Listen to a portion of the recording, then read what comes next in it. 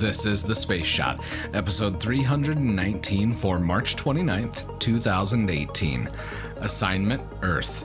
I'm John Molnix. I've got two news updates, then a quick summary of a Twitter exchange from yesterday, and we're finishing today's episode with some pop culture, so let's get to it. First off, earlier today, 2 American astronauts performed spacewalk number 49 on the International Space Station, part of Expedition 55. Astronauts Ricky Arnold and Drew Feustel performed a spacewalk to install communications antennas on the Tranquility module on the International Space Station.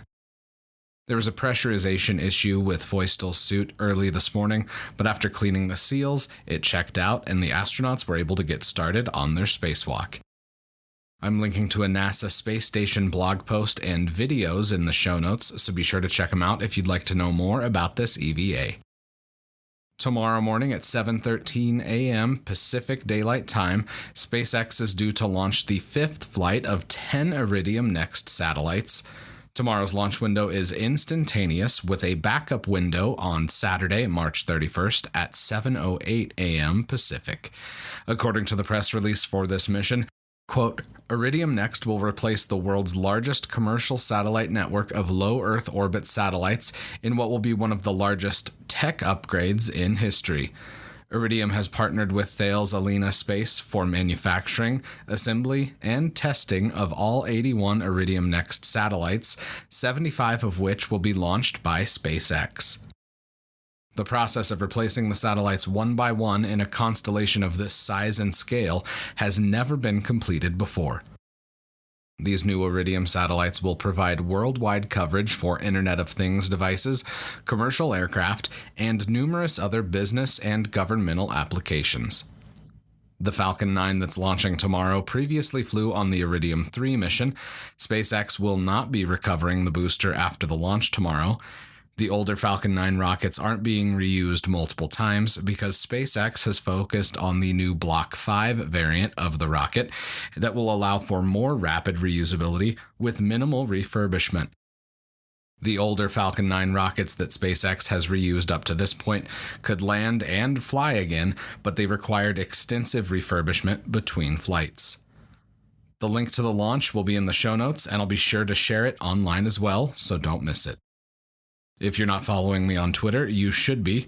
Yesterday, I had a fun conversation with Chris Woods, host of the STEM Everyday podcast, and we talked about the Space Shuttle's solid rocket booster design and how it was related to Roman chariots. I'm linking to this tweet exchange in the show notes, so be sure to check it out. Now, it's time for some Star Trek history. On March 29th, 1968, the original series episode Assignment Earth aired on TV. Captain's log. Using the light speed breakaway factor, the Enterprise has moved back through time to the 20th century. We are now in extended orbit around Earth, using our ship's deflector shields to remain unobserved. Our mission? Historical research. We are monitoring Earth communications to find out how our planet survived desperate problems in the year 1968. Alert status. Force shields on maximum. Leslie, begin sensor scan. Transporter Earth, Captain. Kirk here, what's happening? It appears we have accidentally intercepted someone's transporter beam, Captain. It is incredibly powerful. The Enterprise was sent back in time to observe, of all things, a rocket launch. While in orbit, the Enterprise intercepts a transporter beam with the mysterious Gary 7 and his cat Isis materializing on the transporter pad. I don't want to give too much of the plot away, but Gary 7 says he's a human whose mission is to prevent widespread destruction from nuclear weapons. 7 said that he was trained by a benevolent race of aliens that sought to help Earth transition through a difficult period of history. What do you make of the cat, Mr. Spock? Quite a lovely animal, Captain. Find myself strangely drawn to it. This is the captain. All science, engineering, and supervisory personnel lock into the briefing room. Our next decision can be of enormous consequence, not only to us, but to Earth's entire future. You've already been given as much information as we have. Please break in. Eventually, the action of this episode takes Seven, Kirk, and Spock to the fictional McKinley rocket base. The stock footage in this episode shows multiple Saturn V rockets in various states of readiness. I hadn't watched this episode in a while, and I forgot how much stock footage was used. The Saturn V's shown in this episode were from Apollo 4 and 6. Apollo 4 launched on November 9th, 1967, and the footage from its liftoff was used for when the rocket lifts off in this episode of Star Trek.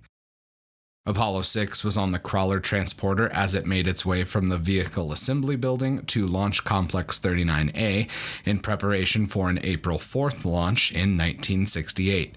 The footage of the rocket on the Crawler was also used in this episode.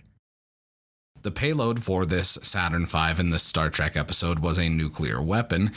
That was never the case for a Saturn V. They never carried any nuclear weapons into space.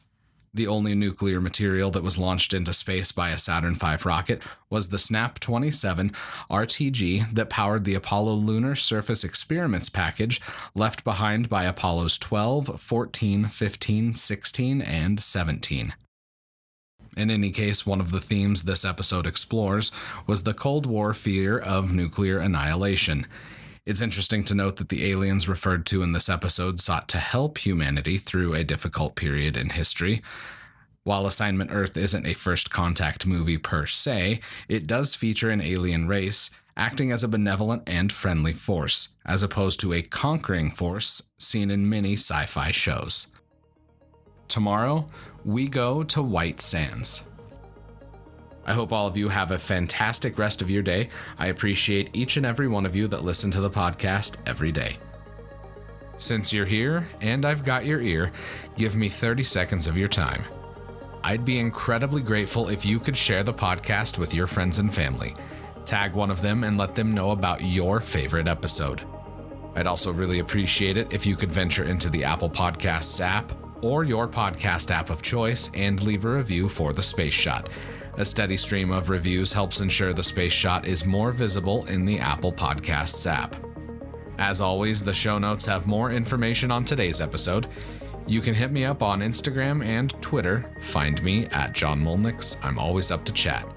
You can also connect with me on Facebook. Just search The Space Shot or check out the links in the show notes and you'll find me. I'm John Molnix, and I'll catch you on the flip side.